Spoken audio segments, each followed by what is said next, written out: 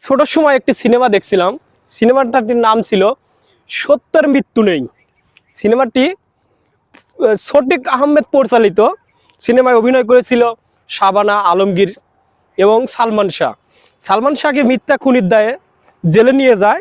শাবানা যা জিজ্ঞাসা করে, তখন সালমান শাহ বলে, মা তুমি তো সত্যের জন্য লড়ছো, সত্যের জন্য তোমার ছেলেকেও তুমি ক্ষমা করনি, তোমার নাম ইতিহাসের পাতায় লেখা থাকবে। তো এতদিন পরে মনে হচ্ছে আসলেই সত্যের কখনো মৃত্যু নেই, সত্যর মৃত্যু আসলেই নেই।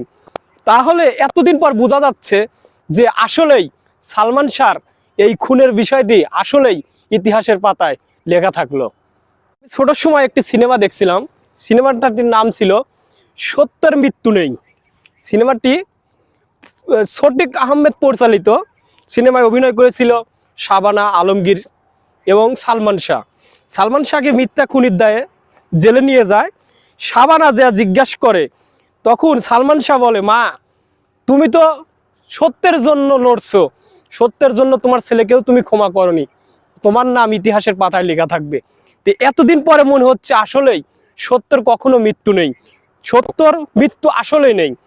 তাহলে এতদিন পর বোঝা যাচ্ছে যে আসলেই সালমান শাহর এই খুনের বিষয়টি আসলেই ইতিহাসের পাতায় লেখা থাকলো।